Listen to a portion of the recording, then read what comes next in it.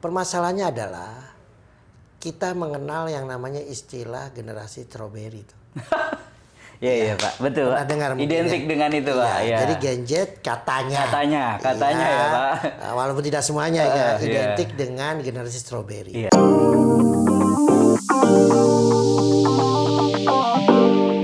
Assalamualaikum warahmatullahi wabarakatuh.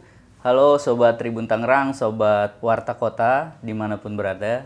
Jumpa lagi dengan saya, Eko Priyono, manajer peliputan di Warta Kota Network. Kali ini saya berada di Kota Tangerang, sudah di ruangan Pak Kepala Dinas Ketenagakerjaan Kota Tangerang, Pak Dr. Ujang Hendra Gunawan ya Pak. Ya, Alhamdulillah. Apa kabar Pak? Terima kasih, kabar baik alhamdulillah. Alhamdulillah. Nah, ini masalah yang menyangkut semua orang dan khususnya Gen Z ya Pak. Iya, betul. Nah, soal ketenagakerjaan. Nah kan ketika Bapak dipercaya sebagai kepala dinas, dari Pak Wali dan Pak Wakil tuh kasih program, ada gampang sekolah, gampang kerja, gampang sembako. Nah khusus yang gampang kerja ini Pak, apa saja yang dilakukan Bapak sebagai kadis untuk menjembatani atau memberikan peluang yang sama kepada teman-teman anak muda di luar sana Pak, para pencari kerja? Ya. Terima kasih sebelumnya Mas Eko dan dari Warta Kota, tim Warta Kota. Jadi visi dan misi dari program 3G yang disampaikan oleh Bapak Wali Kota dan Bapak Wakil Wali Kota Tangerang, kita sudah banyak melakukan berkaitan dengan program Gampang Kerja. Jadi program Gampang Kerja ini saya laksanakan dengan beberapa konsep pelaksanaan Gampang Kerja. Yang pertama adalah saya melakukan kegiatan job fair secara virtual maupun secara off air. Ya. Kegiatan job fair ini kita laksanakan di setiap minggu ketiga atau minggu keempat di setiap bulannya. Kenapa dilaksanakan di setiap minggu ketiga atau keempat?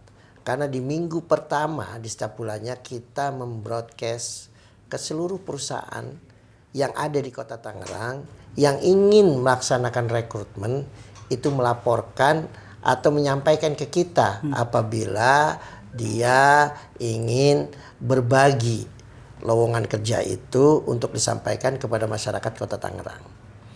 Nah, di lain pihak kita juga memberikan kesempatan kepada para komunitas, baik itu ormas, OKP, pensi yang ada di sekolah-sekolah menengah atas, ataupun kegiatan-kegiatan pemerintah yang sifatnya off air, baik itu Car Free Day, kegiatan Maulid, Festival Cisadane, itu kita membuka stand job fair. Ya, itu kita berikan kesempatan kepada mereka yang ingin mendapatkan pekerjaan sesuai dengan apa yang diharapkan dan ada lowongan kerjanya di setiap event job fair tersebut. Kita juga memberikan pelatihan berbasis kompetensi. Kita laksanakan di BLK. Banyak, ada mechanical electrical, yaitu AC, mesin cuci dan sebagainya, ada otomotif, roda 2, roda 4 dan sebagainya, ada tata boga, ya, tata boga berbagai macam menu makanan yang kita latih. Juga ada kursus menjahit, juga ada percetakan, juga ada IT, dari mulai programming, website, perkantoran, kita juga mengajarkan. Bahkan kita juga sekarang mencoba bekerja sama dengan beberapa LPK yang memiliki SO dan OS berkaitan dengan penempatan kerja di luar negeri. Dalam waktu dekat ini kita sudah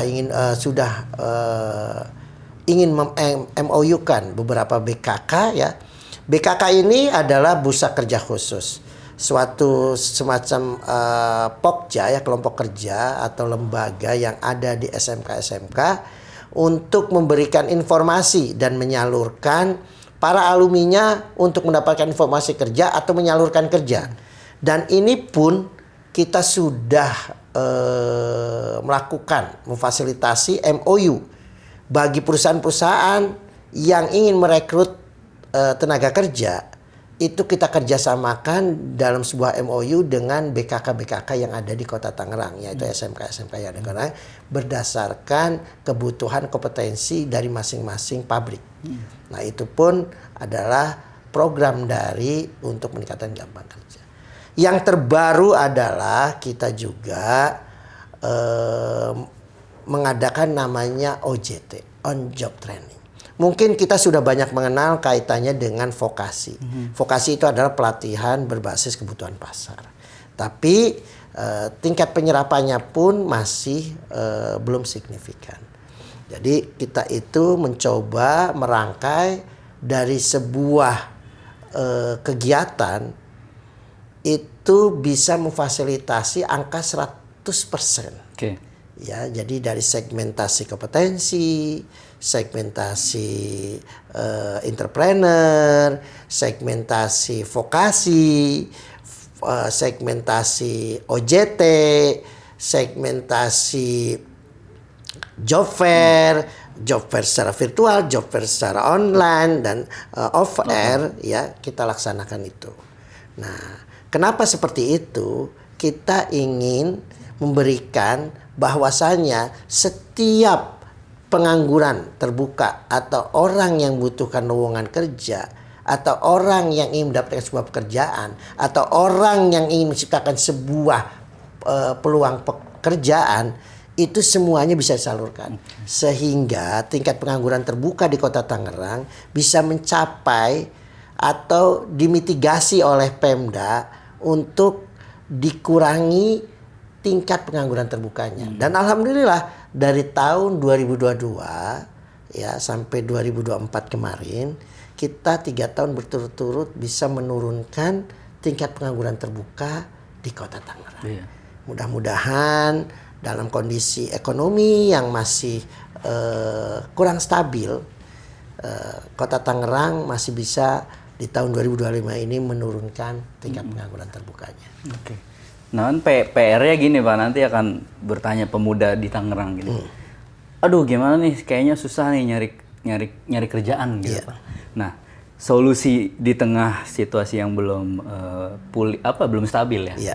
Perekonomian semua lah Pak ya, di swasta terutama. Nah, apa yang perlu ditingkatkan sama kami kaum muda-muda gitu? Artinya kami juga harus memantaskan diri toh sebelum kesempatan itu datang. Apa yang perlu dilakukan? Fenomena yang terjadi PHK menurut data di dunia maya yang saya dapatkan gitu ya, memang PHK ini juga banyak dialami oleh generasi Gen Z ini. Ya. Permasalahannya adalah kita mengenal yang namanya istilah generasi strawberry itu. Iya Pak, betul Pak. Identik dengan itu Pak. Ya. Jadi Gen Z katanya ya Pak. Walaupun tidak semuanya identik dengan generasi strawberry. Di mana manis dilihatnya, manis warnanya, menggugah selera.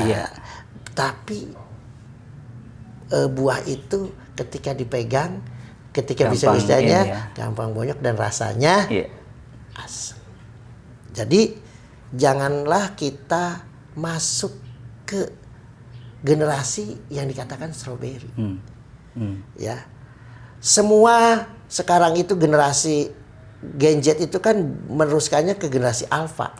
Berarti generasi lupa kali ya, gitu ya. Gitu.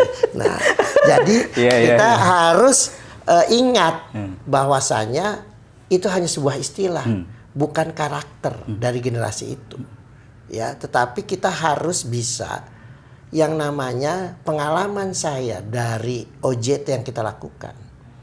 Mereka banyak pengennya instan. Itu yang pertama. Yang kedua adalah attitude. Ya, attitude ini juga banyak dikeluhkan. Apa Pak yang paling mengganggu?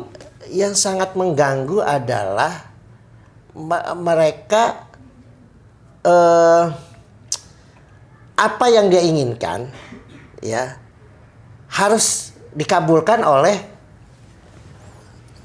pemimpin dia atau lingkungan kerja dia. Iya, Pak. Sedangkan yang mereka lupa adalah mereka itu sedang berada di bawah pimpinan dan berada di habit Iya. yang sudah tersiapkan untuk mereka. Jadi bukan mereka yang mengatur habit itu atau mereka yang mengatur pimpinan itu, tetapi mereka yang harus beradaptasi. Iya. Nah, termasuk juga soft skill. Nah, ini yang jadi PR buat kita semua. Mungkin senior-senior kita, para pemimpin kita pernah ngomong, ilmu budi pekerti kelihatannya kudu diadakan kembali. Dikembalikan, Pak. Iya, karena sekarang dunia terlalu terbuka, gitu ya, sehingga hedonisme itu menjadi hegemoni di kalangan Gen Z. Nah, itu adalah PR buat kita semua. Nah, dan termasuk itu tanggung jawab kita semua. Karena juga mereka kan di bawah bimbingan kita. Ketika mereka salah, tidak semuanya kesalahan itu ada di mereka. Karena apa yang membimbing mereka itu kan kita. Nah, berarti kita juga punya tanggung jawab yang sama, termasuk generasi Z dan generasi Alfanya juga. Harus mau merubah bahwasanya apa yang mereka lihat di dunia maya itu, apa yang mereka pikirkan di dunia maya itu tidak seindah ketika melakukan hal tersebut. Karena mereka harus hijrah dari zona nyaman ke zona tidak nyaman. Gitu. Iya. Jadi ingat, mungkin pengalaman Bapak beda, pengalaman saya beda, tapi intinya kalau ada sesuatu yang pahit kita harus telan dulu tuh, Pak. Iya, bersakit-sakit dahulu. Oh, iya. Ampun jadi, gitu. Nggak ada yang bersenang-senang bersenang-senang ke depan, gitu ya. Jadi bersenang-senang itu nanti. Walaupun memang ada istilah ya, kalau bisa hari ini, kenapa harus hari esok? Kenapa sukses bisa hari ini, kenapa harus hari tua? Tapi juga sebaliknya, kalau memang kita sekarang ini bisa sukses di hari tua, kenapa kita kudu bertahan untuk tidak melakukan hal yang lebih baik untuk berinovasi? Jadi orang sukses tidak juga harus tunggu tua, tidak juga harus di usia muda, tinggal semangatnya kita. Karena kalau ada orang bijak bicara adalah orang sukses adalah pecundang dalam hal kegagalan. Jadi dia nggak mau pecundang di hal kegagalan. Jadi dia terus begitu gagal dia bangkit lagi. Dia gagal dia bangkit lagi. Jadi dibalik, bukannya pecundang tuh maksudnya ini, tapi pecundang di hal kegagalan. Jadi dia harus terus bangkit di setiap kegagalannya. Nah, PR-nya Pak, Dinas Tenaga Kerja dengan anggaran terbatas, tapi saya mewakili masyarakat juga, pasti akan, ayo dong dinas atau Pemkot, pasti sasarannya Pemkot, buka lapangan pekerjaan di Kota Tangerang. Nah, menyiasati perusahaan sedang turun, PHK di mana-mana, terus dinas yang melakukan sebatas program kerjanya, Pak. Nah, itu menjembataninya gimana, Pak? Kan antara permintaan dan kebutuhan sekarang nggak? Iya, supply and demand. Iya, Pak. Jadi gini, kita harus sering berinovasi. Nah, kenapa saya akhirnya hijrah? Kita nggak bisa nih di dalam negeri mulu. Jadi kita harus ke luar negeri. Karena Jepang membutuhkan 250.000 lowongan kerja. Jerman itu hampir 30.000 apa 300.000. Inggris menurut informasi dunia maya itu sekitar 10.000 setiap bulannya. Nah, itu peluang-peluang itu harus kita tangkap dan kita harus menyiapkan SDM-nya. Makanya Dinas Tenaga Kerja Kota Tangerang ya itu sekarang sudah menyiapkan lab 5 bahasa untuk mempersiapkan hijrah. Karena di sini aja sedang banyak PHK. Berarti kita coba menangkap peluang di luar. Karena apa? Ya ini pekerja formal. Dalam waktu dekat kita sebenarnya ada lowongan. Formal atau informal? Formal. Formal, oke. Ya. Dalam waktu dekat ini sebenarnya kita punya peluang 500 orang untuk ke Turki. Nah, cuma kan ya itu tadi semuanya butuh proses. Karena apa? Ada tradisi yang sedikit kurang memotivasi, yaitu dengan mangan ora mangan Soal ngumpul. Ya, jadi itu Nggak mau, saya di sini aja gitu ya. mindset harus dirubah. Iya. Jadi iya. mindset yang katanya lebih baik hujan batu di, Iya. di negara Di negeri sendiri iya. daripada hujan emas di negara Negara orang. Kita mindset itu harus kita rubah. Hmm. Makanya kita harus banyak nonton film fiksi. Jangan film Nyirarok Kidul. Gitu. Jadi kita harus jadi ketarik ke belakang. Iya. Yang berbau klinik-klinik film kita tinggalkan dulu. Kita kudu banyak nonton film yang futuristik. Ya, bener nggak? Ya kan presiden kita kan banyak baca buku-buku fiksi yang 20 tahun ke depan, 30 ke depan. Itu juga sebuah tantangan buat kita gitu. Kita udah tanpa batas. Gitu. Kalau kita terkungkung sama manajemen tradisional, ya siap-siap aja. Pekerjaan-pekerjaan yang sifatnya rutinitas dan berulang akan digantikan oleh robot. Iya. Ya. Gitu. Oke. Ya. Nah, berarti kan pemerintah kota dalam hal ini Dinas Tenaga Kerja sudah berupaya. Iya. Tapi kembali lagi nih Pak ke SDM kita sendiri. Iya. Mau menyambut nggak tantangan itu, gitu kan? Karena nggak mudah. Nah, tapi persoalannya Pak, ketika kerja di luar juga ada hal-hal yang mungkin saja terjadi seperti yang kita lihat di luar negeri. Nah, untuk memagari hal itu, apakah sudah ada kerjasama antar negara bahkan mungkin? Kemudian kan ada pemimpin antar kota ya Pak ya di dunia itu juga kan.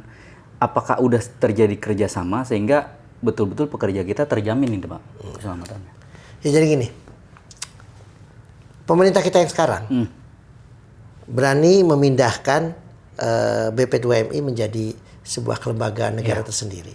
Nah ini adalah peluang yang dibaca oleh pemimpin kita bahwasanya kita juga tidak bisa mengandalkan semuanya itu di dalam negeri. Iya. Nah, kita juga kan harus expand. Ya, usaha juga harus begitu. Betul. Ya, konglomerasi, holding, nggak bisa ke satu segmen.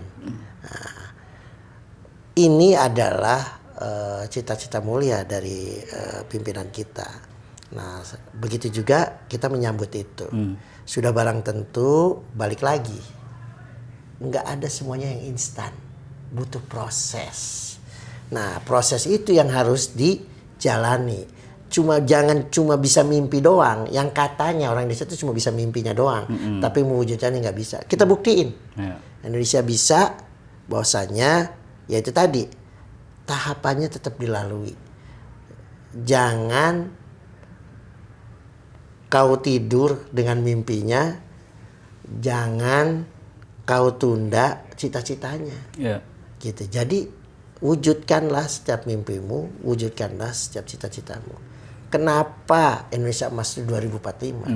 Harapannya mungkin ketika generasi sekarang sudah bisa pada bekerja ke luar negeri, dia bisa mengirimkan sebagian gajinya ke Indonesia sehingga devisa Indonesia naik, ekonomi di sekitaran perkampungan dia atau tempat tinggal dia di Indonesia tumbuh. Ketika dia pulang, dia bisa membuat sesuatu yang pernah dilakukan di luar negeri, berkembang ekonominya, mungkin cita-cita Indonesia Emas itu akan terwujud. Tidak hanya berangkat start dari dalam negeri, tapi dari luar negeri dia expand ke Indonesia dan di Indonesianya bisa mewujudkan apa yang pernah dia lakukan di luar negeri. Oke, nah sementara Bapak kan menuju proses sana ya, menjembatani.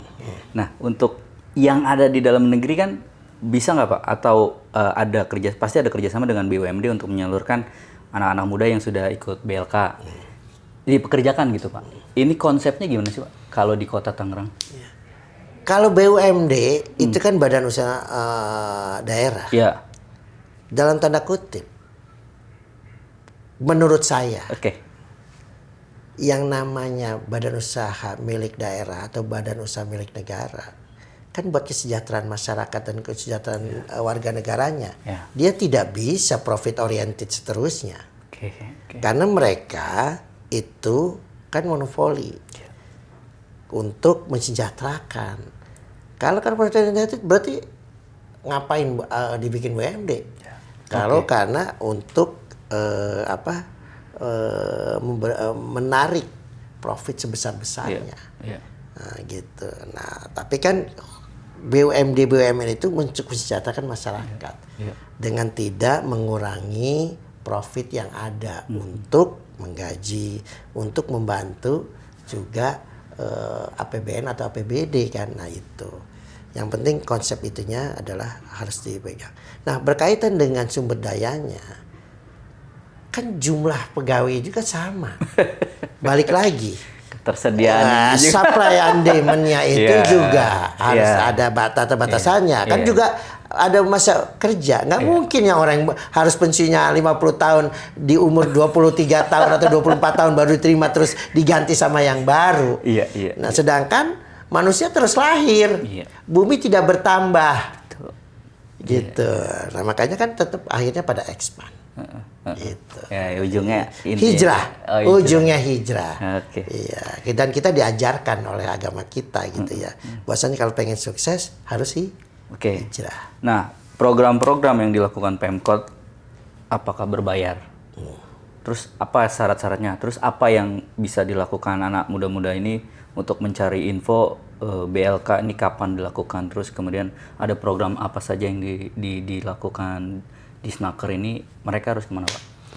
Ikuti medsos Dinas Ketenagakerjaan Tangerang, ikuti medsos BLK Kota Tangerang, terus pantau, kalian akan selalu mendapatkan informasi berkaitan dengan program Gampang Kerja.